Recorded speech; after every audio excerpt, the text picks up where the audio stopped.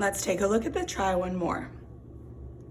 How did you represent to compare 5/6 and 3/6? Say your answers out loud.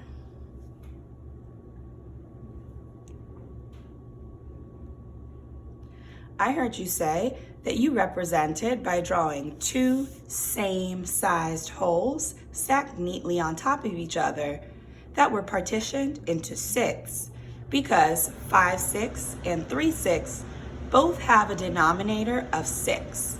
Remind me, what does that mean if our denominator is 6? Say your answer out loud. That's right. A denominator of 6 tells us that there are 6 equal parts in one whole and that each part equals 1/6. Great. After you shaded 3/6 and 5/6, using your models, compare these two fractions and explain how you know.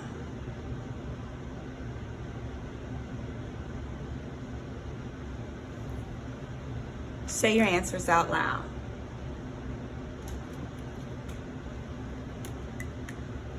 I heard you say that 5/6 is greater than 3/6 because we can see with our eyes that 5/6 covers more space out of our whole than 3/6. Now, explain how you know using the numerator and the denominator. How do you know that 5/6 is greater than 3/6, without thinking about your model?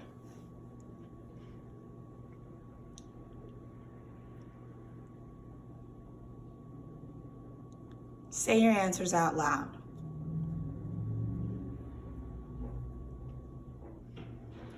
I heard you say that 5/6 is greater than 3/6 because we know that the fractions are both 6. That means the parts are the same size. When the parts are the same size, we can compare the number of parts to decide which fraction is greater or lesser. 5 parts of the same size is greater than 3 parts of the same size. So 5/6 is greater than 3/6. Before we jump into our practice for today, remind me, what does it mean to have fractions that are the same denominator?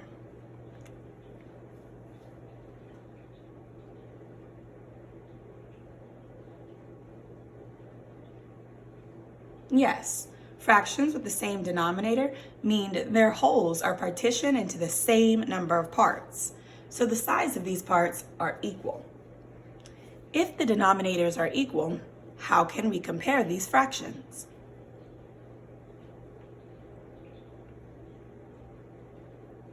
Say your answers out loud.